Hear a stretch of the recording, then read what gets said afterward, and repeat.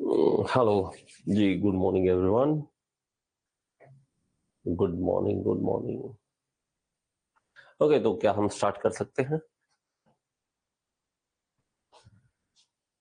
जी। Okay, so welcome everyone again. Next lecture में हम आए हैं वेल्डिंग के। बहुत इंपॉर्टेंट पॉइंट्स हैं, सारे के सारे आप नोट करेंगे। नोट्स तो आपको मिलने वाले हैं, लेकिन आप भी नोट करें तो ज्यादा अच्छा है। मेरे पास मैसेज आया कि सर वेल्डिंग टेम्परेचर के लिए एक आप बता दीजिए। तो वेल्डिंग टेम्परेचर जो है वो आप याद रखेंगे सबका अलग अलग, क्योंकि ये एमसीक्यू में पूछा जाता है, इसके बारे में पूछा जाता है। तो गैस वेल्डिंग के अंदर जो टेम्परेचर रहता है 2800 लेके 3300 डिग्री के आसपास रहता है। तो आपको एक रेंज याद रखनी है, 3000 के आसपास याद रखना है। तो गैस वेल्डिंग का हमारे पास इसके आसपास याद रखना है, क्योंकि अगर बहुत ज्यादा चेंज मिलता है तो आप समझ सकते हैं कि हमारा 3000 के आसपास वाला सही होगा। अगर 3200 है, 3100 है, 3300 है, तो आप उसको टिक लगा सकते हैं। उसके बाद है शील्डेड मेटल आर्क वेल्डिंग। तो ये 6000 से लेके 10,000 डिग्री सेंटीग्रेड रहता है। टिग वेल्डिंग जो है वो 5500 डिग्री से लेके 8000 डिग्री सेंटीग्रेड रहता है। प्लाज्मा आर्क वेल्डिंग जो है वो 20,000 से लेके 30,000 डिग्री सेंटीग्रेड। और इलेक्ट्रॉन बीम वेल्डिंग जो होता है वो उसमें 30,000 से भी ज्यादा सॉरी 30,000 से कम टेम्परेचर। और अगर लेजर बीम की बात करें तो 30,000 से भी ज्यादा टेम्परेचर बढ़ सकता है। तो ये कुछ पॉइंट्स हैं, इसको याद रखो, इनके टेम्परेचर याद रखो, इसी सीरीज में याद रखो, ताकि आपको कभी भी एमसीक्यू करने में कोई भी प्रॉब्लम ना आए। ओके, आई होप ये चीज आपने नोट कर ली होगी। अब आते हैं यहाँ पे बहुत ही इंपॉर्टेंट पॉइंट आता है सोल्डरिंग और ब्रेजिंग का।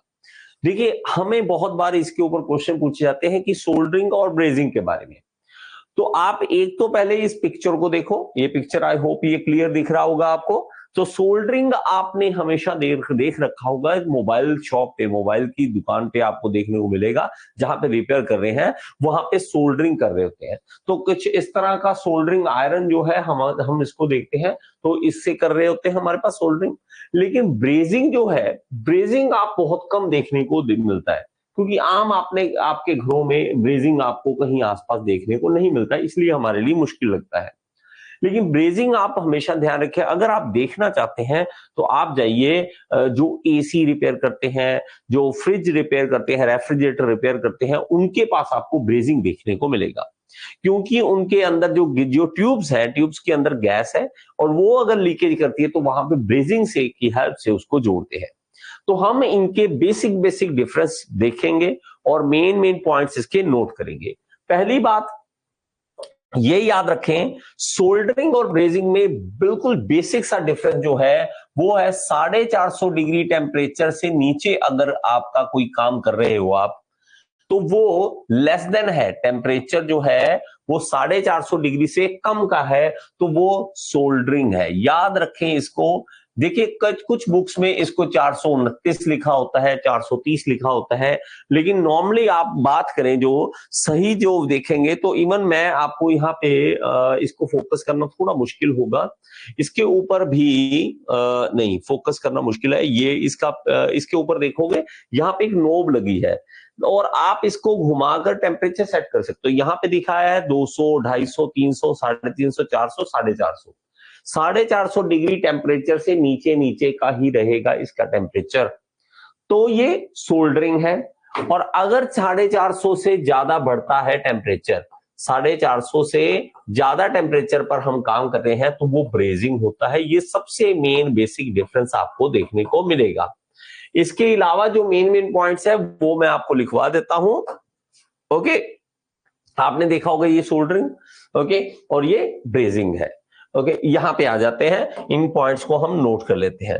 अब इसमें देखिए, हमारे जैसे 427 डिग्री सेंटीग्रेड लिखा है, अगर आपको 427 बुक्स में देखने को मिलता है तो कोई इश्यू नहीं है। आप 427 450 के आसपास ही रखेंगे वैल्यू को, कभी भी आपको कंफ्यूज नहीं करेगा वो। ओके, दूसरा, सोल्डरिंग जो है वो बहुत सस्ता है। अगर आप इस किट को मंगवाते हैं, मैं जैसे मेरे पास ये किट पड़ी है, ठीक है, ये किट है, छोटी सी किट मिल जाती है, मुझे लगता है 800-900 की थी, ये 800-900 की किट है, और आप सोल्डरिंग करना स्टार्ट कर देते हो। अगर अगर आप मैं आपको बताऊं, अगर आप कुछ सीखना चाहते हैं और खर्चे से नहीं डरते हैं, तो प्लीज इस सोल्डरिंग को घर पे मंगवाइए और एक बार करके जरूर देखिए, मजा बहुत आता है यार। हाथ से जब आप काम करते हो मजा ही अलग होता है उस चीज का। अब ब्रेजिंग जो है वो महंगा सौदा है, वो महंगा है भाई साहब, उसको करना थोड़ा मुश्किल है, क्योंकि आपको उसमें गैस भी चाहिए, क्योंकि आग जलानी है, आग जलाने के लिए फ्लेम टॉर्च चाहिए, ये मतलब थोड़ा महंगा खर्चे वाला काम है। तो ये चीप है, सस्ता है। सोल्डरिंग जॉइंट का पंगा ये क्या है, ये स्ट्रॉन्ग कम होता है। आप देखोगे कुछ आपके पास छोटे छोटे इक्विपमेंट है, चाहे आप मोबाइल की बात कर लो, चाहे आप लैपटॉप की बात कर लो, सबके अंदर जो ज्वाइंट बना रहे हैं वो सोल्डरिंग के थ्रू। लेकिन उसके हल्के ज्वाइंट है, आप पकड़ के तार को खींचोगे वो खिंच जाएगा, टूट जाएगा। लेकिन हमारे पास ब्रेजिंग जो है वो अच्छा ज्वाइंट माना जाता है, सोल्डरिंग से ज्यादा बेटर माना जाता है, लेकिन वेल्डिंग से कम। ब्रेजिंग अच्छी है, उसका ज्वाइंट अच्छा है, पाइप को ज्वाइंट कर सकते हो, पाइप हिलेगी नहीं, आप खींचोगे टूटेगा नहीं, लेकिन वेल्डिंग से कम है, ये याद रखना। चलो आगे हम इसके बारे में बात करें। तो सोल्डरिंग जो है पीसीबी पे, इलेक्ट्रॉनिक इक्विपमेंट पे, वहां पे की जाती है। ब्रेजिंग जो है इलेक्ट्रॉनिक इलेक्ट्रिकल पार्ट्स पे, एरोस्पेस में, ऑटोमोटिव में, एचवीएसी मतलब heat ventilation, air conditioning and refrigeration में भी, और कंस्ट्रक्शन में भी ये सारा सोल्डरिंग का काम, मतलब प्लम्बिंग वगैरह में भी इसका काम किया जाता है। ओके, तो इस तरह के इसके इक्विपमेंट जो है वो बेसिक बेसिक जो होते हैं, इसको सोल्डरिंग आयरन बोल देते हैं, इसको हम सोल्डर बोल देते हैं। और यहाँ पे हमारे पास एक जो है जिसे पेचकस बोल दें या स्क्रू ड्राइवर बोल दें वो है, और ये प्लकर है। तो यहाँ पे हमारे पास एक दो चीजें और, क्या, फ्लक्स, इसके अंदर फ्लक्स भी यूज होती है। मैं आपको दिखाता हूँ, ये मेरे पास फ्लक्स है, ये देखेंगे तो ये फ्लक्स है, इसके फ्लक्स का यूज करते हैं। फ्लक्स अगेन वही जो काम वेल्डिंग में हो रहा था, यहाँ पे भी सोल्डरिंग में भी फ्लक्स का इस्तेमाल कर रहे हैं। तो हम क्या करेंगे, इसको गर्म करने के बाद, फ्लक्स लेंगे थोड़ी सी, फ्लक्स की हेल्प से फिर उसके बाद सोल्डरिंग करेंगे, ताकि ऑक्सीडाइजेशन से बचा जा सके। तो हम इसको भी यूज करेंगे। अब सोल्डरिंग हम अगर बात करें तो हम बेसिक डेफिनेशन अगर इसके अंदर देखते हैं, तो इसके अंदर हमेशा याद रखें, फिलर मटेरियल हम यूज कर रहे हैं, लेकिन मेल्टिंग पॉइंट जो है उसका वो 427 या 450 से कम होना चाहिए, which is also lesser than the melting temperature of base metal। अब इसमें खास बात क्या है, इसमें यह है कि बेस मेटल कभी भी पिघलता नहीं है, ना तो सोल्डरिंग में बेस मेटल मेल्ट नहीं करता, इसको याद रखें, मेल्ट नहीं करता। ओके, और आपका जो फिलर मटेरियल है उसको आप लगाओगे, लेकिन फिलर मटेरियल का मेल्टिंग पॉइंट 450 से कम होना चाहिए सोल्डरिंग के अंदर, और ब्रेजिंग के अंदर 450 से ज्यादा होना चाहिए। लेकिन कभी भी मेटल आपका नहीं खिलेगा, बेस मेटल जिसके ऊपर आप सोल्डरिंग और ब्रेजिंग कर रहे हो। अब आप देखो कि आप मोबाइल के ऊपर सोल्डरिंग करना चाहते हो, पता लगे आपने जब कर रहे हो तो आप जो पीसीबी है या मदरबोर्ड है उसको थोड़ा ना जलाना है, तो बेस मेटल कभी भी पिघलना नहीं चाहिए, सोल्डरिंग में भी, ब्रेजिंग में भी। ओके, तो फिलर मटेरियल जो है, इसके अंदर जो फिलर मटेरियल यूज करेंगे वो लेड और टिन को मिक्स करके हमारे पास होता है, okay. Filler occurs by means of capillary reaction. हाँ, ये सोल्डरिंग के अंदर और ब्रेजिंग के अंदर दो चीजें खास है, एक है कैपिलरी रिएक्शन है, वो मैं अभी आपको बताऊंगा इसी वीडियो के अंदर। फ्लक्स जो है वो आ जाता है जिंक क्लोराइड और अमोनियम क्लोराइड का आ जाता है फ्लक्स, इसका नाम याद रख ले। फ्लक्स कौन सा यूज कर रहे हैं सोल्डरिंग के अंदर, ये पूछा हुआ क्वेश्चन है। Strength of joint depends on the filler material कैसा है, इस पे डिपेंड करेगा कि स्ट्रेंथ कैसी बनेगी। एप्लीकेशन क्या है, fabrication of electronic circuit, PCB wires, सब इसको हम काम में लाते हैं। तो हमारे पास ये देखें सोल्डर जो है वो अलग अलग तरह के हमारे पास मिलते हैं।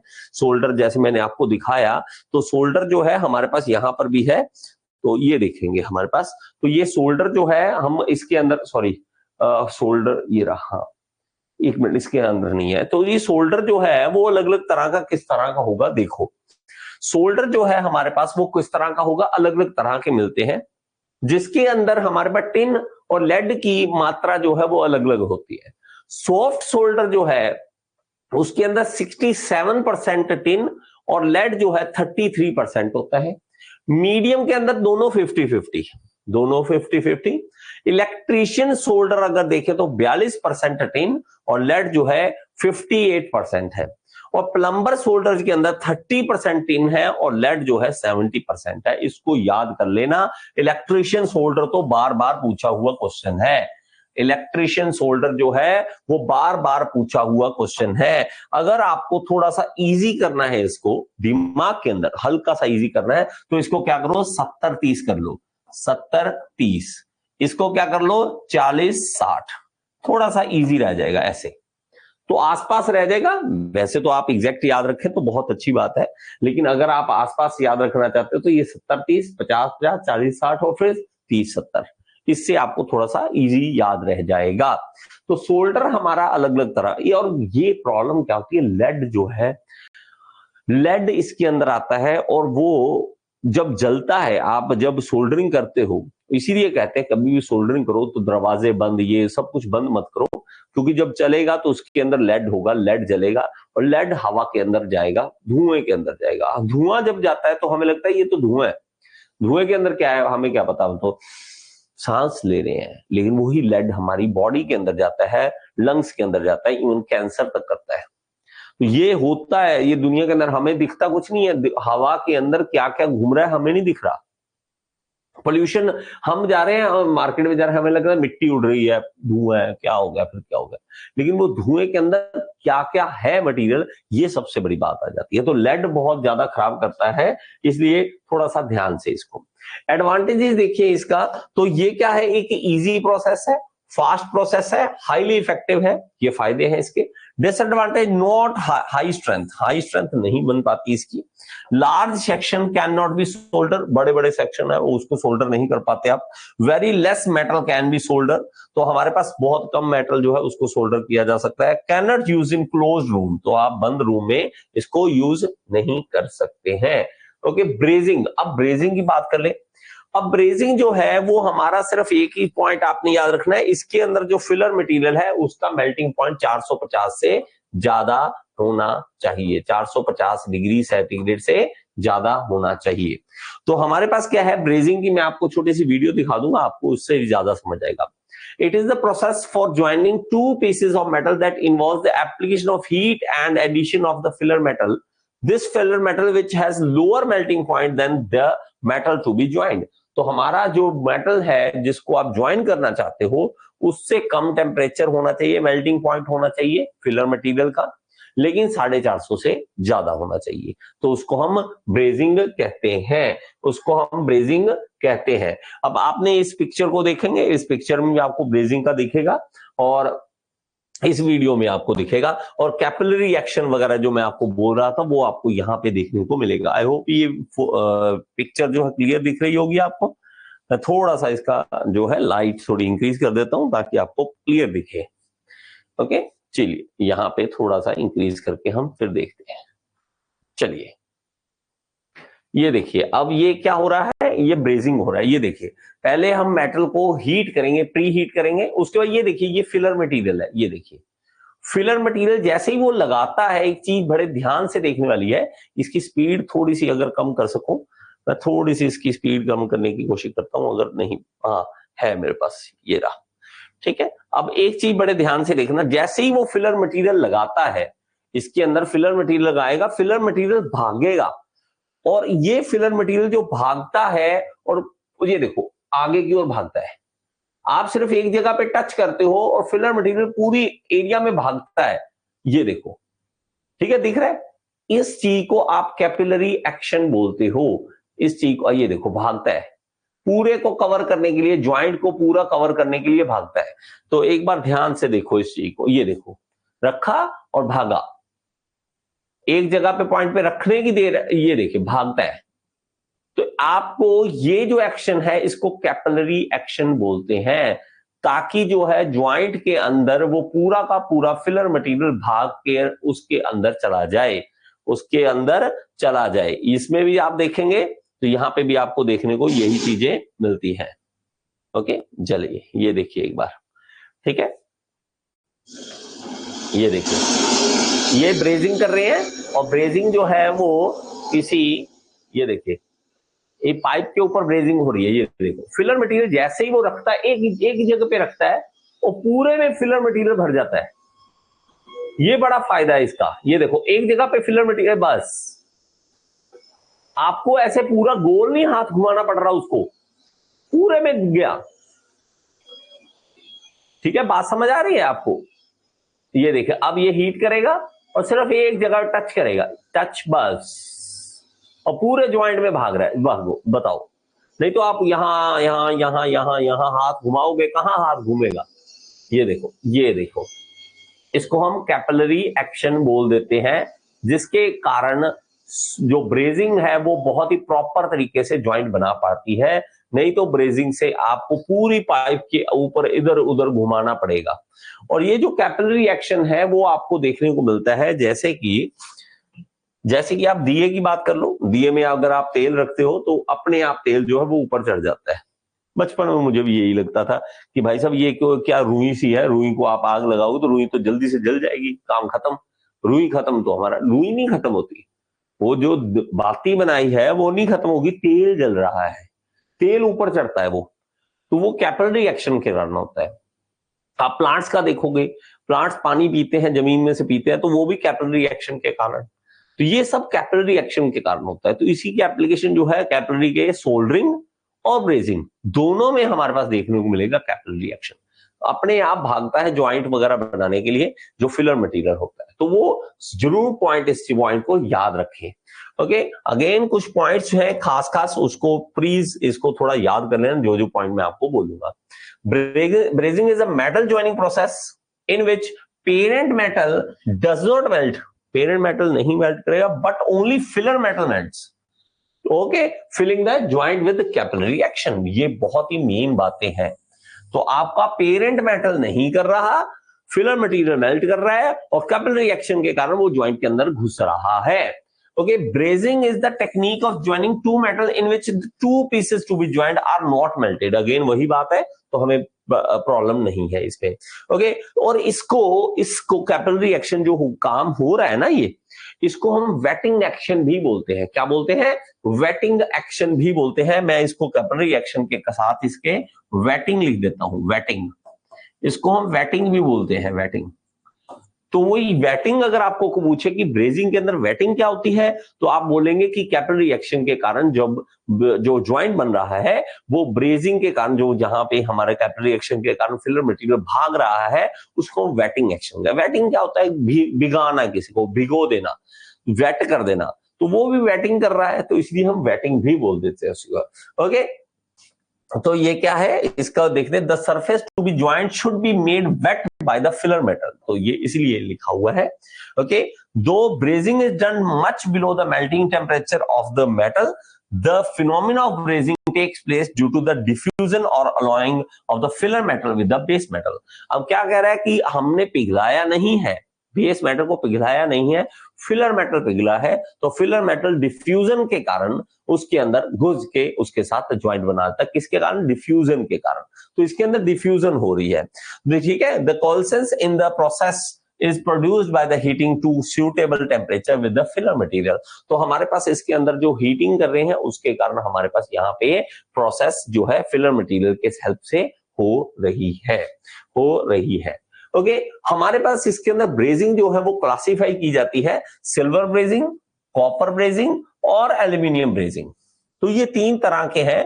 तीनों को एक बार नाम याद कर लो, बहुत कम पूछा हुआ है। मैं ऐसे नहीं कहूंगा कि बार बार, सच है ये बहुत कम पूछा, लेकिन हमें पूछा जाए तो हमें पता होना चाहिए। सिल्वर ब्रेजिंग जो है 619 से लेके 899 डिग्री सेंटीग्रेड के आसपास रहता है।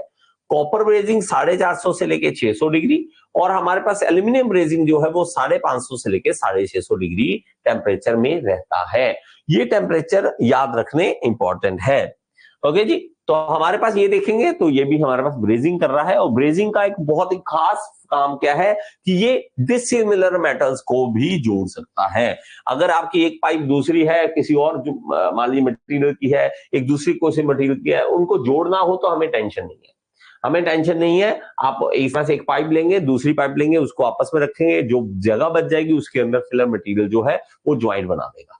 तो हमें क्योंकि मेटल तो पिघलाना ही नहीं है, मेटल पिघलेगा तभी तो है ना, मेटल पिघलाना ही नहीं हमें, तो नहीं पिघलना तो इजी है हमारे पास, इसलिए जो इजी रहता है डिसिमिलर के लिए।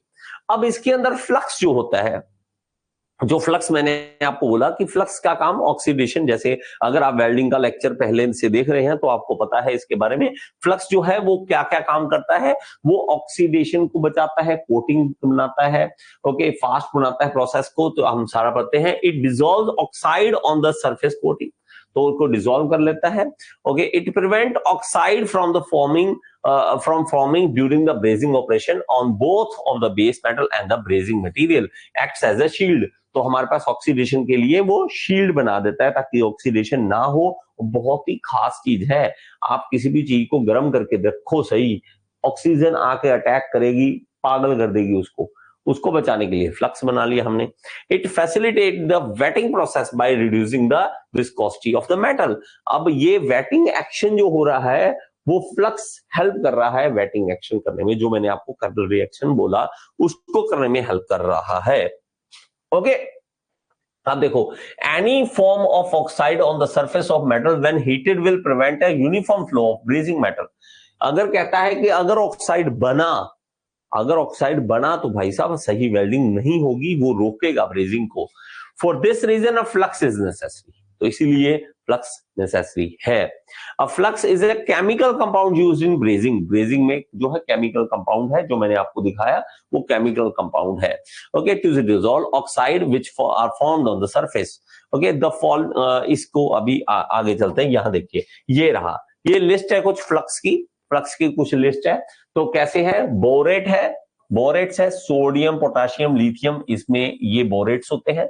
फ्यूज्ड बोरेक्स होता है, इसके अंदर हम यूज करते हैं, ओके। फ्लूबोरेट है, उसके बाद फ्लोराइड है, क्लोराइड है, एसिड्स है, एल्कलीज है, वेटिंग एजेंट है और वाटर है। मोस्टली हमें सिर्फ ये बोरेक्स पूछा जाता है बस, कि कौन सा हम फ्लक्स यूज करते हैं, हम बोरेक्स यूज करते हैं, काम खत्म।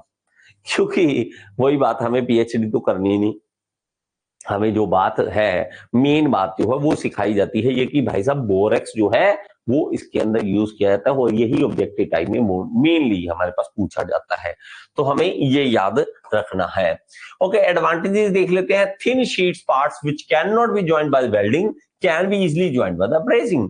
जिनको आप वेल्डिंग से नहीं जोड़ सकते उसको ब्रेजिंग से कर सकते हो।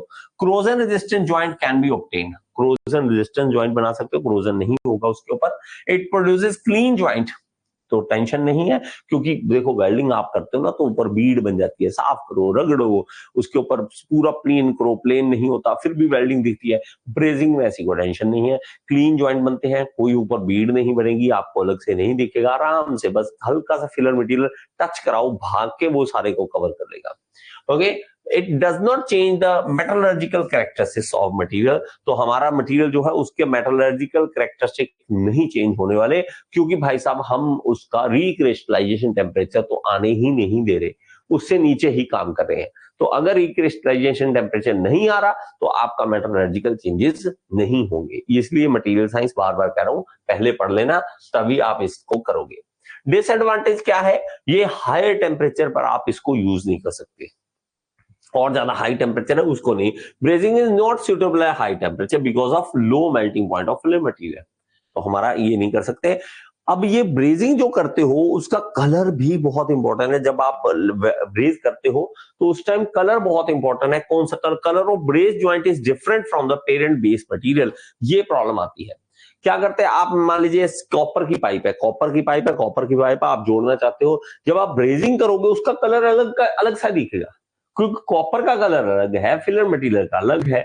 फिलर मटेरियल और कॉपर में डिफरेंस दिखेगा आपको दिखेगा यहाँ ज्वाइंट है, ठीक है। तो ये प्रॉब्लम आती है। Braze joint are weaker as compared to welded joint, welding joint से तो ऑब्वियसली यार कम होगा, ठीक है। Metal to be joint must be close to ensure capillary action of the filler material, तो हमारे पास मेटल जो है वो close to ensure capillary action, हाँ हमारा होना चाहिए फिलर मटेरियल जो है वो कैपिलरी एक्शन करने के लायक हो। मेटल जो है, अब ज्वाइंट जो आप बना रहे हो वो प्रॉपर कैपिलरी एक्शन उसके साथ हो सके, इसलिए हमें प्रॉपर उसकी प्रिपरेशन करनी पड़ती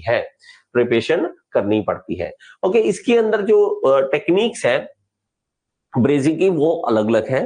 फिर अगेन कहता हूं वो चीज है जो बहुत कम पूछी गई है, लेकिन आपको पता होनी चाहिए बेसिक बेसिक बातें। देखिए ब्रेजिंग जो है हीटिंग टेक्निक इसकी अलग अलग हो सकती है। तो हमारी हीटिंग टेक्निक कौन सी है? फर्नेस ब्रेजिंग की। फर्नेस की हेल्प से आप उसको गर्म करें। आप जैसे गर्म कर रहे हो ना, तो गर्म करते वक्त आप कौन सी हीटिंग टेक्निक इस्तेमाल कर रहे हो, तो ये फर्नेस भी इस्तेमाल कर सकते हैं जिसके अंदर हम इस चीज को गर्म कर सकते हो। तो फर्नेस ब्रेजिंग जो है वो यूज कर सकते हो आप। इसके अलावा डिप ब्रेजिंग भी है। डिप ब्रेजिंग क्या है? आप डिप करोगे, जैसे आपने देखा होगा, जैसे हम वेल्डिंग के अंदर भी देख रहे थे कि फ्लक्स के अंदर डिप करके हम वेल्डिंग कर रहे थे। इसी तरह ये डिप ब्रेजिंग इसके अंदर, this immersion of the entire assembly into the bath of molten flux. Molten flux है उसके अंदर डुबाकर फिर काम करें, तो ये भी हो सकता है, ये भी हम कर सकते हैं। इसके अलावा हीटिंग टेक्निक टॉर्च ब्रेजिंग। जैसे मैंने आपको बोला कि आपने आग जलानी है, सस्ता साधन ये होता है कि इतना सा छोटा आता है, एक सिलेंडर आता है, सिलेंडर के आगे छोटा सा टॉर्च लगी है, आप जलाओगे टॉर्च को तो उससे वेल्डिंग कर सकते हो। ये इजी इजी करने के लिए। अब देखो अगर आप कहो कि गैस मुझे चाहिए, गैस का सिलेंडर, ऑक्सीजन चाहिए, एसिटिलीन चाहिए, फिर मैं ब्रेजिंग करूंगा, तो ये आप घरों में ही कर सकते हो। इसलिए इतना सा छोटा सा सिलेंडर आता है, उसके अंदर हमारे पास गैस है, आप उसको ऑन करोगे, टॉर्च ऑन करोगे और सीधा वेल्डिंग वहां पे ब्रेजिंग जो है करनी स्टार्ट कर दोगे। ओके, इंडक्शन ब्रेजिंग है। इंडक्शन ब्रेजिंग जब हम उसको इलेक्ट्रिकल तरीके से उसको हीट करते हैं, तो तब हमारे पास इंडक्शन ब्रेजिंग का हेल्प होती है। और रेजिस्टेंस ब्रेजिंग जो वहां यहाँ अगेन रेजिस्टेंस क्रिएट करके हीटिंग क्रिएट करते हैं और उसी हीटिंग की वजह से ब्रेजिंग करते हैं। ये सिर्फ नाम याद रखने हैं आपको, ताकि अगर कहीं से पूछे जाए तो हमें पता हो। ब्रेजिंग कहाँ कहाँ? ऑटोमोटिव में ट्यूब जोड़ने के लिए, पाइप जोड़ने के लिए, इलेक्ट्रिकल इक्विपमेंट में वायर और केबल को जोड़ने के लिए, कटिंग टूल्स के लिए, ज्वेलरी के लिए, केमिकल प्रोसेसेस इंडस्ट्री के लिए, plumbing and heating contractors join metal pipe and tubes by brazing. तो ये भी काम किया जा सकता है इसकी हेल्प से। ओके, अब एक पिक्चर आपको शायद ये सही नहीं दिख रही है, तो आपको थोड़ा सा पिक्चर को एक बार दिखाना चाहूंगा। ये इंपॉर्टेंट है, ये पिक्चर थोड़ी इंपॉर्टेंट है, इसलिए मैं इसको थोड़ा सा दिखा देता हूं। एक बार देख लीजिए, उसके बाद समझ आ जाएगी। ये देखिए, देखिए आपने नॉर्मली आपने देखा होगा कि ब्रेजिंग और ब्रेज वेल्डिंग, इसमें डिफरेंस कभी नहीं करवाया जाता, लेकिन ब्रेजिंग और ब्रेज वेल्ड में डिफरेंस है। यहां पे आप देख रहे हो ब्रेजिंग, ये ब्रेज वेल्ड, और ये वेल्डिंग। ये इसकी ब्रेजिंग जो है वो अलग चीज है जो हमने देख ली, लेकिन ब्रेज वेल्ड जो है, ब्रेज वेल्ड क्या है? ब्रेजिंग की हेल्प से वेल्डिंग की तरह काम करना। मतलब आप कर रहे हो ब्रेजिंग वाले काम, लेकिन आप ज्वाइंट बना रहे हो वेल्डिंग की तरह। वेल्डिंग की तरह ऐसे ग्रूव बनाकर उसके बाद आप उसके अंदर फिलर गर्म करके और फिलर मटेरियल डाल के उसकी वेल्डिंग की तरह कर रहे हो, ब्रेजिंग कर रहे हो वेल्डिंग की तरह। एक तो मैंने दिखाया आपको कि ट्यूब है, गोल है, आपने गर्म किया, हल्का टच किया, उसको जोड़, लेकिन आपको इस तरह का करना पड़ा ब्रेजिंग के से, तो ब्रेज वेल्ड बोलेंगे उसे।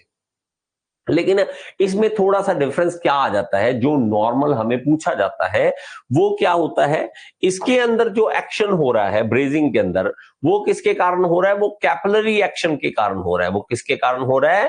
कैपिलरी एक्शन के कारण हो रहा है, इसको याद रखें। लेकिन यहां पे जो ब्रेज वेल्डिंग है, ये ग्रेविटी के कारण हो रहा है। ये ग्रेविटी के कारण हो रहा है, तो मैं इसको लिख देता हूं कि ये किसके कारण हो रहा है? ग्रेविटी के कारण हो रहा है। बात समझ आ गई? ये ग्रेविटी के कारण होगा, वो वहां पर हमारा कैपिलरी एक्शन के कारण होगा। ये नॉर्मली हमें पूछा जाता है, इसके बारे में ये पूछा जाता है। तो हमारे पास देखेंगे ब्रेजिंग और ब्रेज वेल्डिंग, ब्रेजिंग अलग है, ब्रेज वेल्डिंग अलग है। तो हमारे पास ये दिख रहा है। Okay great. तो यहाँ पे क्या है, फिलर मटेरियल जो है वो हमारे पास 427 450 डिग्री से ज्यादा होगा, उसका जो मेल्टिंग पॉइंट है। सेम इसका ब्रेज वेल्डिंग में भी ऐसा ही होगा, उतना ही टेम्परेचर 450 से ऊपर ही होगा।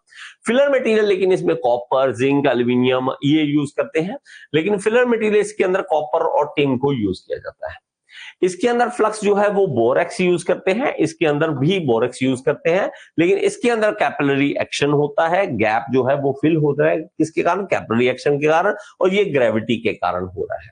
और ये पूछा हुआ क्वेश्चन है, ये क्वेश्चन जो है वो पूछा हुआ है आपसे, तो वो क्वेश्चन आपको पता होना चाहिए कि ब्रेज और ब्रेजिंग और ब्रेज वेल्ड में क्या डिफरेंस होता है। आई होप ये चीज क्लियर है आपको।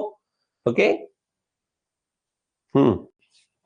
ओके चलिए बात समझते रहिए, बहुत मेन पॉइंट्स हैं, बहुत मेन पॉइंट्स हैं आपको आगे। हाँ, ये तीनों में कई बार डिफरेंस आपको पूछता है, सोल्डरिंग, ब्रेजिंग और वेल्डिंग, क्योंकि वेल्डिंग भी हमने पढ़ ली, सोल्डरिंग भी पढ़ ली, ब्रेजिंग भी पढ़ ली, तीनों के अंदर डिफरेंस अगर देखा जाए तो क्या होता है, कुछ मेन पॉइंट्स है, उनको हम नोट कर लेंगे। देखिए वेल्डिंग हमेशा याद रखें स्ट्रॉन्गेस्ट ज्वाइंट होता है, ब्रेजिंग थोड़ा कम और सोल्डरिंग सबसे कम ज्वाइंट अच्छा बनता है, और मतलब स्ट्रॉन्गर देखें, स्ट्रॉन्गर कौन सा है, तो ये स्ट्रॉन्गेस्ट है, स्ट्रॉन्गेस्ट ज्वाइंट है, ये वीकेस्ट ज्वाइंट है, और ये दोनों के बीच का है। ब्रेजिंग जो है वेल्डिंग और सोल्डरिंग दोनों के बीच का है हमारे पास। अब इसमें अगर देखें तो हमारा टेम्परेचर 3800 डिग्री सेंटीग्रेड तक चला जाता है, ये 450 तक जाता है, 450 तक जाता है, ये 600 डिग्री तक भी जा सकता है, 700 तक भी जा सकता है।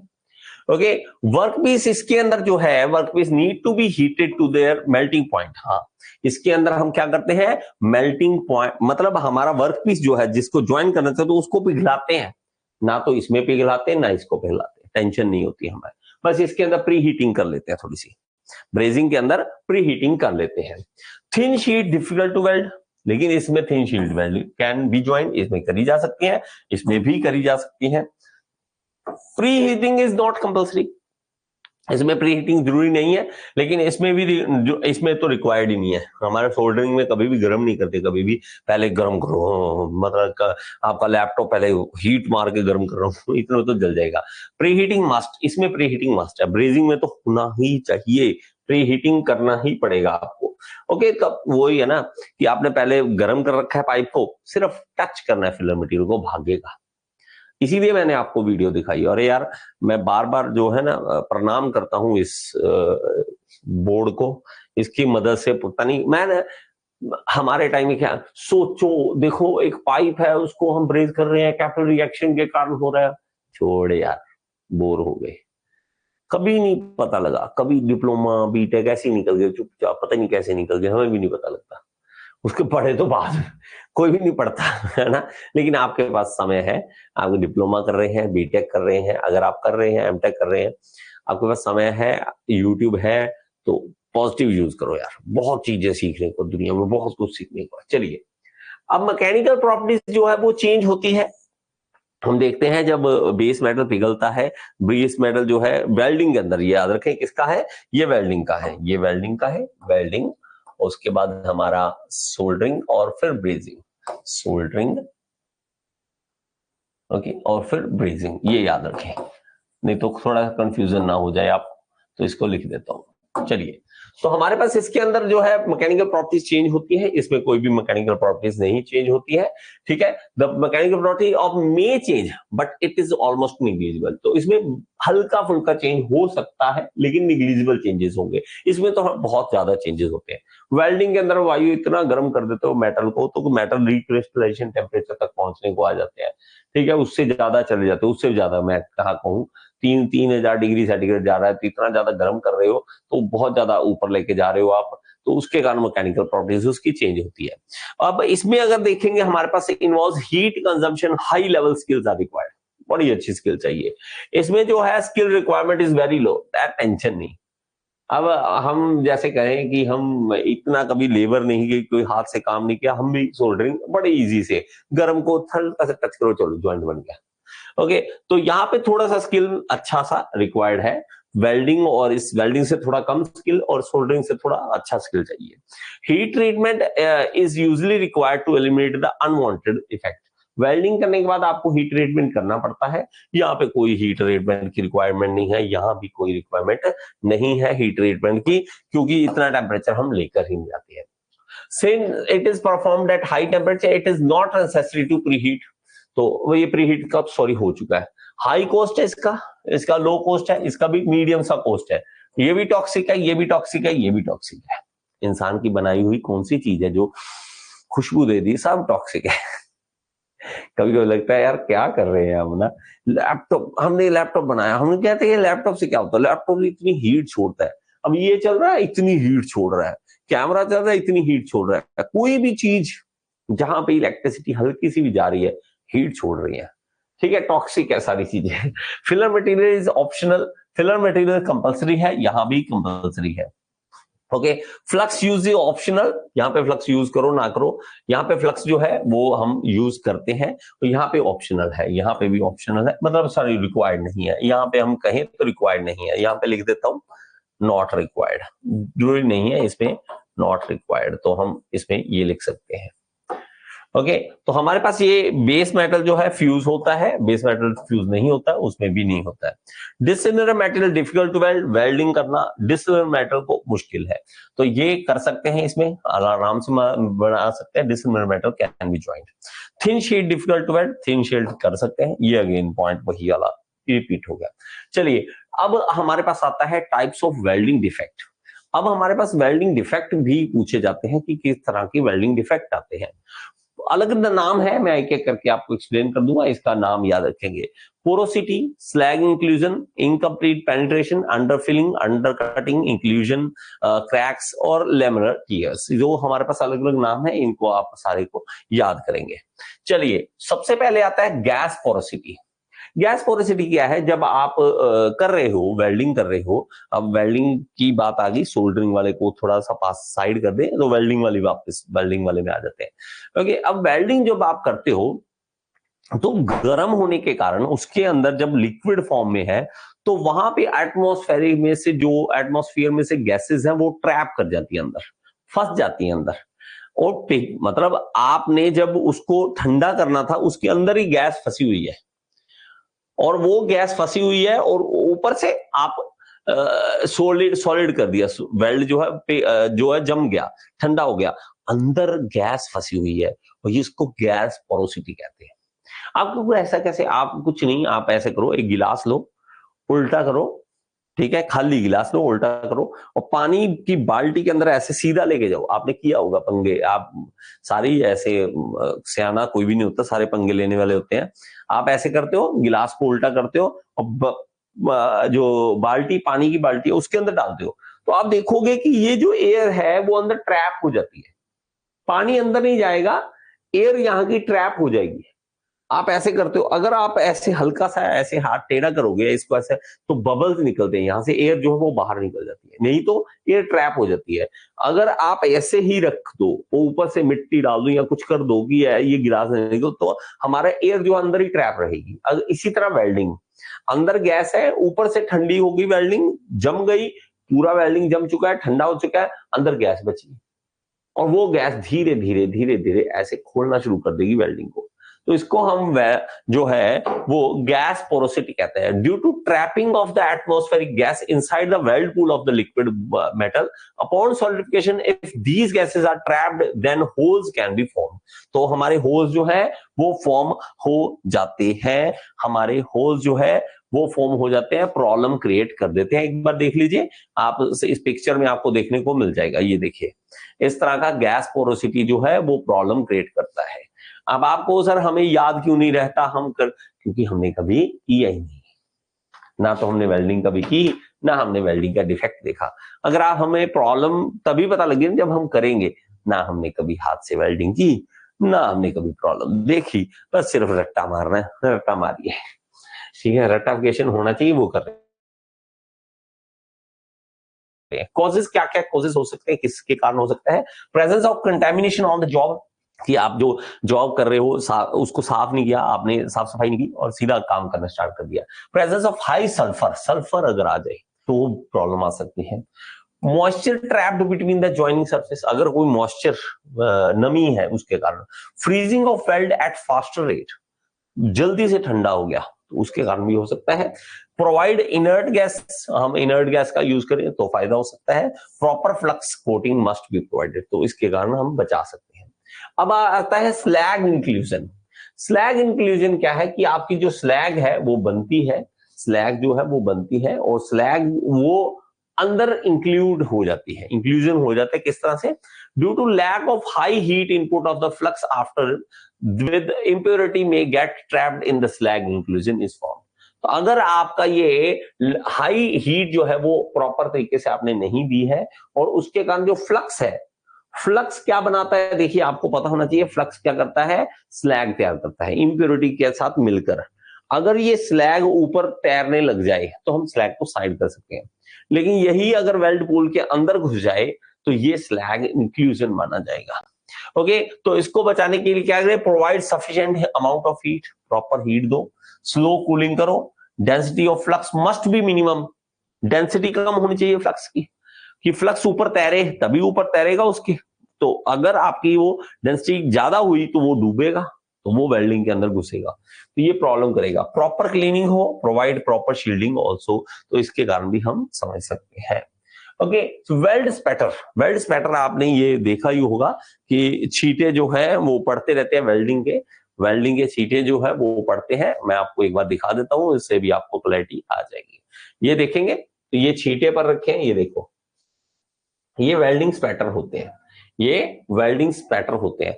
तो मोल्टन मेटल जो है जब पिघलता है ना लोहा, तो वो इधर उधर फैलता है, इधर उधर फैलता है और इधर उधर कहीं भी जाकर जम जाता है, तो उसको हम कहते हैं weld spatter. Is formed by the droplet of the molten material that has been splashed or scattered during the welding, leading to the formation of unsightly globules of material। तो हमारे छोटे छोटे से बूंदे जो है, ड्रॉपलेट जो है, वो इधर उधर फैलनी स्टार्ट कर देंगी वेल्डिंग की, और वो इधर उधर जो है वेल्डिंग पैटर्न तैयार कर देंगी। तो इवन ये प्रॉब्लम भी क्रिएट कर सकती हैं। पास जो आप बैठे हो, आपके कहीं अगर वो मोल्टन मेटल लग जाए तो आपको भी नुकसान हो सकता है।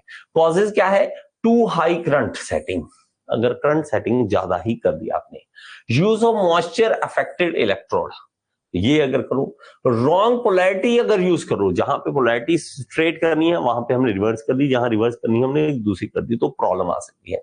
Use of long arc, arc जो है ज्यादा से ज्यादा लंबी होगी तो भी प्रॉब्लम होगी। आर्क ब्लो के कारण भी ऐसा हो सकता है। Lack of fusion and penetration, ये क्या है, आप जब वेल्डिंग करते हो तो वेल्डिंग पूरे पूरे खड्डे के अंदर, जहां पे हमने वी नॉच बनाया था, जैसा आपने बनाया, तो वो प्रॉपर उसके अंदर एक एक जगह पर फिल कर जाए, ये हम चाहते हैं। अगर ना हो ऐसा तो यहां पे अगर देखोगे तो वेल्डिंग यहां होगी लेकिन यहां रह गई, यहां रह गई, तो ये जो जगह रह गई तो इसको हम इनकम्प्लीट फ्यूजन कहेंगे, कि आपने जब किया तो यहां तो ये ठंडा हो गया, यहां रह गया, खाली जगह रह गई, तो इनकम्प्लीट फ्यूजन कह देते हैं पेनिट्रेशन के कारण। तो देखिए, due to lack of heat input filler material metal is not penetrated into the base properly, filler material पूरा अंदर तक घुसा नहीं, यहां रह गया, इसको कहेंगे। कॉजेज क्या है, it occurs because of the low heat input, incorrect electrode and torch angle, low welding current, या हाई वेल्डिंग स्पीड, ज्यादा स्पीड, जल्दी निकल आगे निकल, इतने में वहां पे प्रॉब्लम क्रिएट हो गई। ओके, अगर आपको सर इतनी टेंशन क्यों है, थोड़ी बहुत तो प्रॉब्लम आती है, ये प्रॉब्लम मेरे भाई लोगों की जान ले लेती है। वेल्डिंग ज्वाइंट कई जगह पर ऐसे जगह पर बना होता है जहां पे लोगों की जान से जुड़ा होता है, ये ऐसे ऐसे कहीं पे ज्वाइंट बना रखा है और आप वहां बंदे खड़े हैं, यहाँ पे आगे ज्वाइंट बना और यहाँ पे आके बंदे खड़े हैं, और अगर ये ज्वाइंट टूटा यहां से तो बंदे भी साथ गए। तो इसलिए भाई साहब ये वेल्डिंग के डिफेक्ट्स को देखना पड़ता है। इनको याद रखना कि लो वेल्डिंग करंट है, हाई वेल्डिंग स्पीड है, ये पूछे हुए क्वेश्चन है कि लैक ऑफ फ्यूजन पेनिट्रेशन किसके कारण होता है।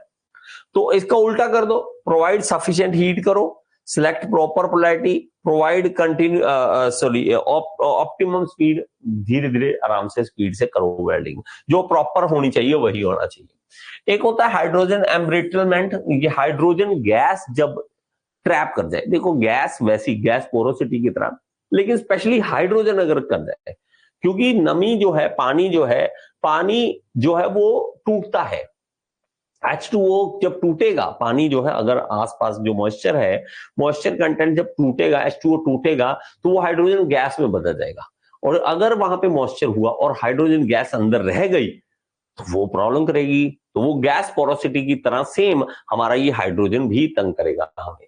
If the hydrogen gas is trapped into the weld base, then the pin-sized porosity can be formed, known as hydrogen embrittlement। तो हाइड्रोजन अगर फंस जाए तो प्रॉब्लम होगा। तो इसका क्या कर सकते हैं, चूज फ्लक्स मटेरियल सही से करो, dry up the electrode completely before using, बहुत ही इंपॉर्टेंट है। आपका जो इलेक्ट्रोड है अगर उसके अंदर पानी हुआ, नमी हुई तो प्रॉब्लम होगी, इसलिए सुखा लो। चूज गुड इनर्ट गैस, जब इनर्ट गैस है वो प्रॉपर होगी तो भी ये बच सकती हो आप। लेकिन अगेन कह रहा हूं मैं आपको रिक्वेस्ट है हाथ जोड़कर, बहुत ही प्यारी सी रिक्वेस्ट है, एक बार सोल्डरिंग अपने हाथ से करो, ब्रेजिंग अपने हाथ से करो, वेल्डिंग अपने हाथ से करो, चाहे गैस वेल्डिंग चाहे आर्क वेल्डिंग, लेकिन अपने हाथों से जरूर करो। ये मेरी रिक्वेस्ट है। चाहे आप वेल्डिंग अगर कॉलेज पढ़ रहे हो तो आपके लिए आसान है, कहीं ना कहीं आपको लैब में मिल जाएगा, ठीक है। आपको अगर थोड़ा सा करना आ गया फिर तो आपके सर भी आपको काम दे देंगे, यार ये चेयर टूटी पड़ी है ये भी जोड़ दे पता नहीं है उनको। चलो ये करते हैं। अगर अगर आप नहीं है, बीटेक पास आउट हो चुके हैं, डिप्लोमा पास आउट हो चुके हैं, तो आसपास दुकानें देखिए भाई साहब, रिक्वेस्ट करिए भाई साहब, किसी को रिक्वेस्ट करके, किसी मामा चाचा बुआ किसी को पकड़ो, किसी के रिश्तेदार को देखो, जहां दिखे और जहां मौका मिले तो एक बार वेल्डिंग अपने हाथ से जरूर करके देखो। सोल्डरिंग आसान है, सोल्डरिंग का किट 800-900 का आएगा, घर पे मंगवाओ, करके देखो, बड़ा मजा आएगा आपको ये चीजें। फिर मजा आता है कि अच्छा ये रीजन है, अच्छा ये रीजन है। ओके, वेल्ड क्रैक मुझे भी नहीं पता था, जब तक मैंने भी अपने हाथों से वेल्डिंग नहीं की, तो ये बाद में पता लगा, अरे यार ये वेल्डिंग यहाँ से टूट रही है, ये क्रैक आ रहा है, अरे यार ये क्या हो गया। जब प्रॉब्लम आती है, फेस होती है, तो उसका सोल्यूशन ढूंढते हैं, सोल्यूशन ढूंढते हैं तो इसके अंदर फिट हो जाता है, बस ये है। वेल्ड क्रैक्स जो है, अगर आप अनइवन यूनिफॉर्म वेल्डिंग जो है, जो आप ठंडा कर रहे हो, वो कूलिंग जो है प्रॉपर ना हो, कहीं पे जल्दी हो गई कूलिंग, कहीं पे नहीं हुई, तो वेल्ड क्रैक्स बन जाते हैं इसके कारण। Due to non uniform cooling internal stresses can be formed.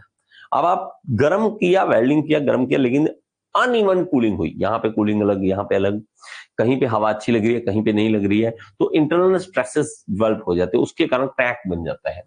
Crack बन जाता है, रीजन क्या है? सरफेस कंटेमिनेशन के कारण, नो प्रीहीट, सल्फर के कारण, या नॉन यूनिफॉर्म कूलिंग के कारण, तो इसके कारण हमारा हो सकता है। तो इस तरह से ये देखो क्रैक्स देखने को मिलेंगे, और क्रैक्स भाई साहब तोड़ देते हैं चीज को, मजाक नहीं है, क्रैक्स जो है चीजों को तोड़ देते हैं।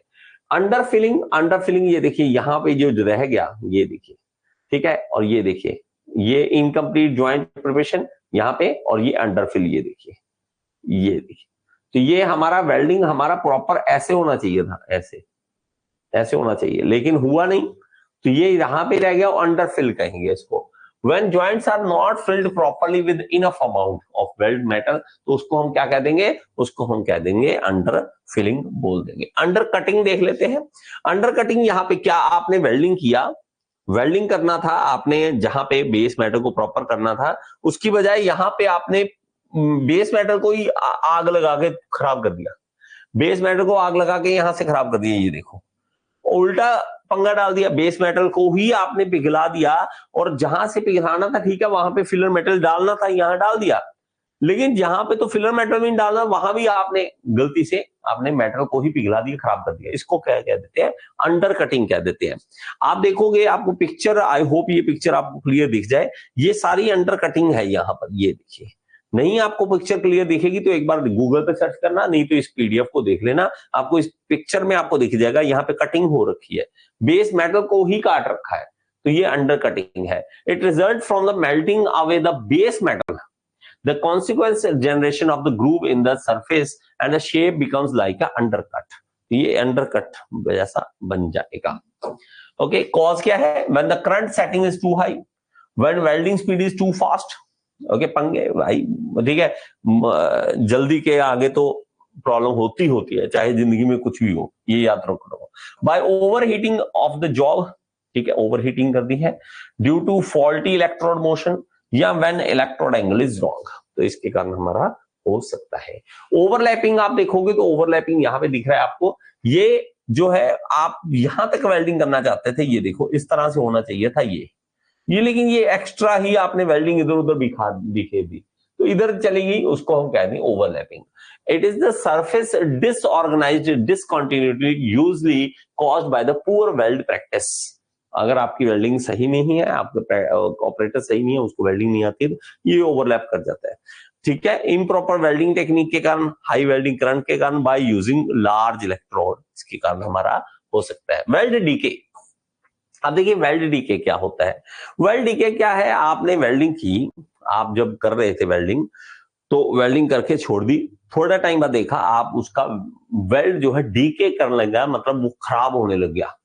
आप कहिए यार ये क्या हो गया। और ये केस स्पेशली याद रखो किसके अंदर होता है, स्टेनलेस स्टील के अंदर होता है। स्टेनलेस स्टील के अंदर क्यों होता है, क्योंकि स्टेनलेस स्टील में याद करिए, स्टेनलेस स्टील क्या है, बर्तन जैसे आपके घरों के अंदर बर्तन है, ये स्टेनलेस स्टील है। स्टेनलेस स्टील की खास बात क्या है, ये रस्ट नहीं लगती इसको। अगर आम कोई बर्तन पड़ा है कभी रस्ट देखा है, रस्ट नहीं लगेगी आपको। क्यों नहीं लगती, क्योंकि क्रोमियम है इसके अंदर। लेकिन क्रोमियम भी प्रॉब्लम कर सकता है जब आप वेल्डिंग करोगे, क्योंकि क्रोमियम क्रोमियम कार्बाइड बना देगा। क्रोमियम जो है जब आप उसको वेल्डिंग करोगे, मतलब किसको, स्टेनलेस स्टील को वेल्डिंग करोगे, उसके अंदर क्रोमियम है, और वो गर्म होने के कारण क्या करेगा, क्रोमियम कार्बाइड बना देगा। और वो क्रोमियम कार्बाइड वेल्ड डीके में प्रॉब्लम करता है, मतलब वेल्ड डीके को बढ़ावा देता है, और वेल्ड डीके कर देगा। तो ये प्रॉब्लम आ सकती है स्टेनलेस स्टील में। और ये क्वेश्चन पूछा हुआ है वेल्ड डीके किसके अंदर होता है, तो आपने सीधा सीधा बोलना है किसके अंदर, हमारा स्टेनलेस स्टील के अंदर होता है। तो हमारे पास in case of stainless steel due to fast rate of cooling, chromium will be converted into chromium carbide. Now chromium is not free to avoid corrosion. अब corrosion रोकने के लिए नहीं भाई साहब, उल्टा पंगा डल गया। Oxidation of base metal will take place. अब बेस मेटल जो है उसकी ऑक्सीडेशन होनी स्टार्ट हो जाएगी और वो क्रोजन लगना स्टार्ट हो जाएगा, क्योंकि क्रोमियम ने जो काम करना था अब क्रोमियम कार्बाइड बन गया, अब वो काम नहीं करता। और फिर वही बात करोगे सर, मैं बीच बीच में आपको रोकता हूं, मैं जब खुद हैरान होता हूं तो आपको भी चाहता हूं कि आप भी थोड़े से हैरान हो कि क्रोमियम को किसने बोला कि तू भाई स्टेनलेस स्टील के अंदर है और रोक रेजिस्टेंस को। मतलब काम देखो कैसे सौंप रखा है। अब कभी कभी आपको यार, मैं पता नहीं क्यों ऐसा बोलता हूं, अपने आप को रोक नहीं पाता। मैं स्किप कर देना अगर आपको बोर लगे जल्दी से, आप क्योंकि लाइव वाले नहीं, रिकॉर्डिंग वाले स्किप कर लेना 2 मिनट, मैं थोड़ी सी बकवास कर लूं अपनी। या मुझे हैरानी होती, क्रोमियम को किसने बोला कि तू रेजिस्टेंस करेगा, क्रोजन को रोकेगा।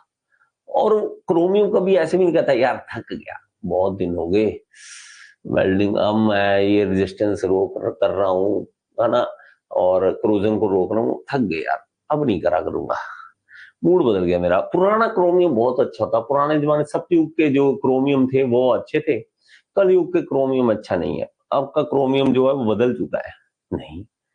और वो उसकी हैबिट देखो, क्रोमियम कैसे अंदर जाएगा, अंदर बैठेगा ऐसे, और ऐसे ऑक्सीजन आई, ऑक्सीडेशन नहीं होने देगा। क्रोमियम देखे, अरे ऑक्सीजन था, भागा दे इसको, नहीं जाने दूंगा, नहीं करने दूंगा खराब इसको। और आराम से बैठा है ऐसे देख रहा है अंदर। हम बर्तन के अंदर खाना खा रहे हैं और क्रोमियम हमें देख रहा है, क्रोमियम बर्तन के अंदर है और हमें देख रहा है। और ये सब कुछ है दुनिया में। आप मुझे पागल समझ रहे होगे शायद, आप कहोगे सर पागल हो गए, सर पागल नहीं हुए, सर को दिख रहा है ये सारा कुछ। बर्तन के अंदर एटम्स जो हैं, इलेक्ट्रॉन्स घूम रहे हैं। बर्तन, आप खाना खा रहे हो और उसके अंदर इलेक्ट्रॉन्स ऐसे मूव कर रहे हैं फास्ट। और आप ये देखो, मान लीजिए मेरे पास आयरन है, 2 मिनट के मैं बोला तो 2 मिनट स्किप कर देना आप में से जो भी बोर होगा, ठीक है। मान लीजिए लोहे का पीस है मेरे पास, मैं कोई पीस लेता, चलो कुछ भी, ये ले लो। यहाँ पे इसके इलेक्ट्रॉन्स, एटम्स है इसके अंदर, और हमें दिख नहीं रहे। हमें लगता है ये क्या है, लॉक है और सॉलिड है। और सॉलिड क्या, आप इसको पिघलाओ, पिघल के ये मैट पूरा ऐसे लिक्विड की तरह बहने लग जाएगा। तब वही एटम्स ऐसे बहने स्टार्ट हो जाएंगे, और वही एटम्स को और ज्यादा गर्म करोगे तो हवा में घूमने लग जाएंगे। आयरन हवा में घूम रहा है, हमारे हवा के अंदर आयरन घूम रहा है, हमें नहीं पता लग रहा। और वो आयरन क्या है, एटम्स। एटम्स किसके एटम्स, आयरन के एटम्स घूम रहे हैं, आयरन के एटम बह रहे हैं, आयरन के एटम सॉलिड बन रहे हैं।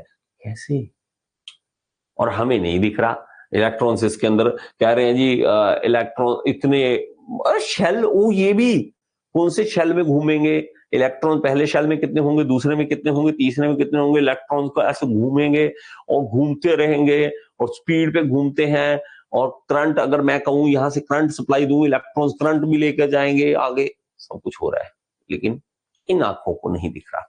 एक दिन आपको भी आई होप ये सब कुछ दिखेगा और आप नेचर को एक दिन मतलब अंदर दिल से नेचर को माथा टेकोगे, ऊपर से नहीं, ऊपर से नहीं, ऊपर से तो बहुत माथे टेके जा रहे हैं इधर उधर, लेकिन वो ऊपर से है, लेकिन अंदर दिल से आप एक देखोगे जब क्रोमियम, ये मेटल्स, ये आयरन, ये कॉपर, सबके बिहेवियर देखोगे, अरे कॉपर ऐसा क्यों है, कॉपर का कलर ऐसा है, और वो कॉपर ऐसा ही बिहेव करता है, कर रहा है, एल्यूमिनियम ऐसा है तो एल्यूमिनियम वैसा ही बिहेव कर रहा है, कुछ नहीं बदल रहा। गाय अगर घास खा रही है तो गाय घास खा रही है, शेर अगर मांस खा रहा है तो वो मांस खा रहा है, ना उसको कोई कह रहा कि तू बदल, ना उसको कोई कह रहा तू बदल, और ना वो बदलते हैं। लेकिन एक है इंसान, यहां ये फेस है इंसान का, ये हाल है, इधर हा हा हा, इधर कुत्ता सा, इधर हा हा हा, इधर मुंह, इधर इधर इधर इधर, ऐसे ऐसे चेंज हो रहा है, पल पल चेंज हो रहा है। चलो सॉरी यार, माफ करना, मैं थोड़ा बोर कर लिया आपको। चलो देखिए आगे देखते हैं। Dash are the caused by the non-metallic inclusions such as sulfide and oxide।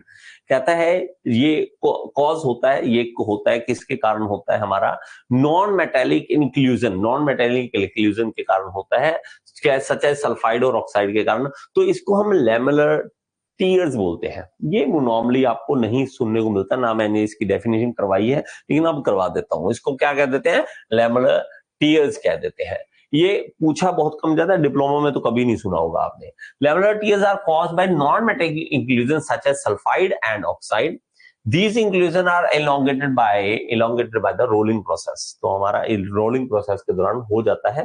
This generally happens in the plates of low ductility in the thickness direction। तो हमारा जब यहाँ पे डक्टिलिटी कम है वहां पे ये हो सकता है। ओके, और ये क्या है, ये सल्फाइड और ऑक्साइड जो है उसका इंक्लूजन होने के कारण होता है। ओके, उसके कारण one of which NDT method, non destructive जो टेस्टिंग होती है उसको NDT कह देते हैं, नॉन डिस्ट्रक्टिव टेस्टिंग। आप वेल्डिंग कर लिया, तोड़ के थोड़ा सा देखोगे, वेल्डिंग कर लिया, उसको बिना तोड़े टेस्टिंग करने का मेथड होते हैं।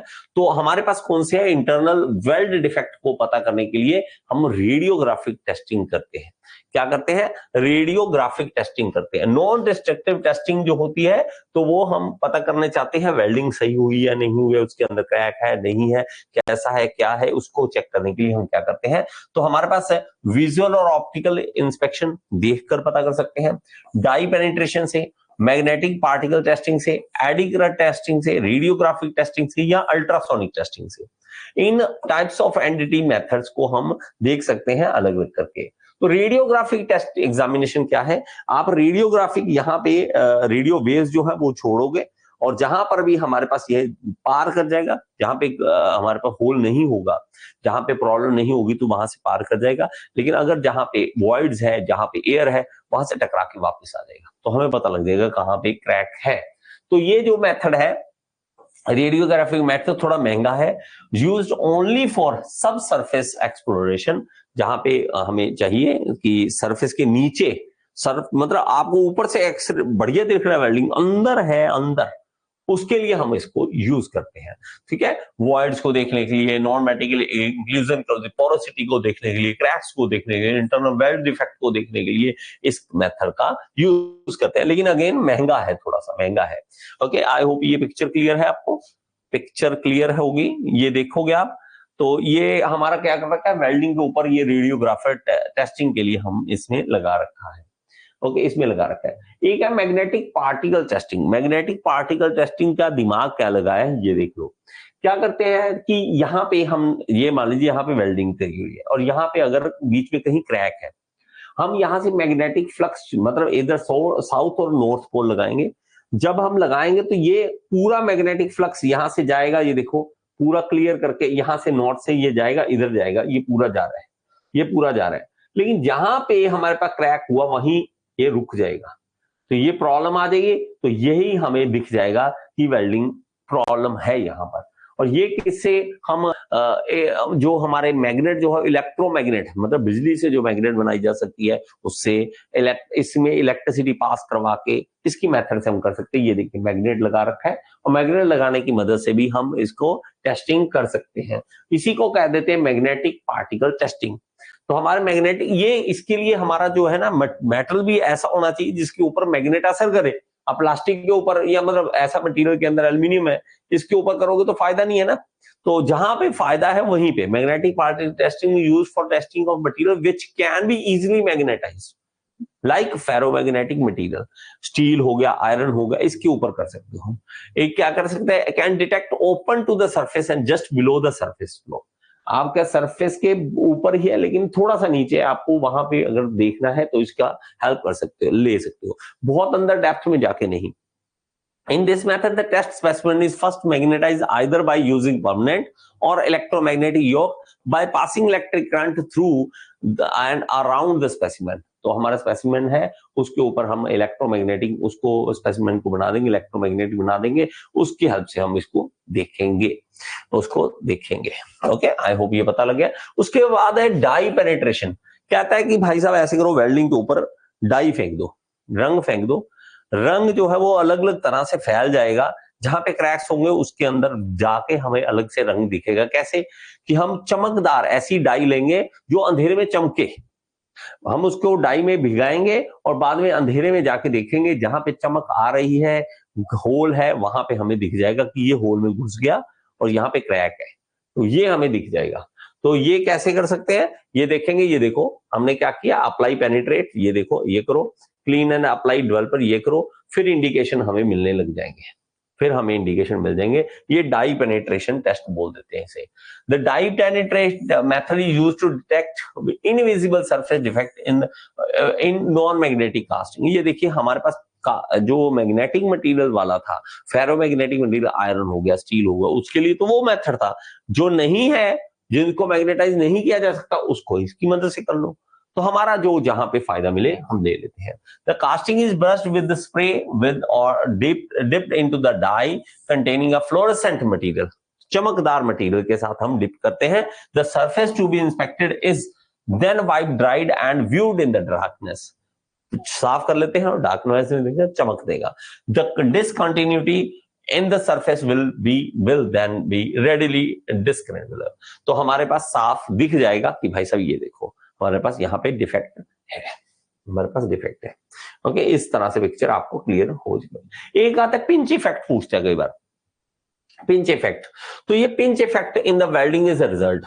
तो ये किसके कारण होता है, ये इलेक्ट्रोमैग्नेटिक फोर्सेस के कारण होता है। पिंच इफेक्ट जो है वो इलेक्ट्रोमैग्नेटिक फोर्सेस के कारण होता है। कैसे, आपका मान लीजिए यहाँ पे आप इलेक्ट्रोड ले लीजिए एक, ओके, मान लीजिए कि आप इस तरह से एक इलेक्ट्रोड है हमारे पास, ओके, और यहाँ पे हमारे पास वर्क पीस है, ये मान लीजिए वर्क पीस है, आप इसके ऊपर वेल्डिंग कर रहे हो। जब आपका यहाँ पे आप देखोगे ना, तो ये इसका एक ना आर्क जो है थोड़ी अंदर को घुस जाती है, ऐसे पिंच हो जाती है, पिंच ऐसे पकड़ के, पिंच क्या होता है, ऐसे चूंटी काटना, ऐसे पकड़ना, तो ये क्या होगा, ऐसे पिंच कर जाएगा। ये जो पिंच कर रहा है वो किसके कारण, क्योंकि ये इसके अंदर से जा रहा है करंट, ये करंट कैरिंग है, तो करंट है इसके अंदर। जहां भी करंट होता है वहां पे मैग्नेटिक फील्ड बनती है, आपको ये पता होना चाहिए, मैग्नेटिक फील्ड बनती है।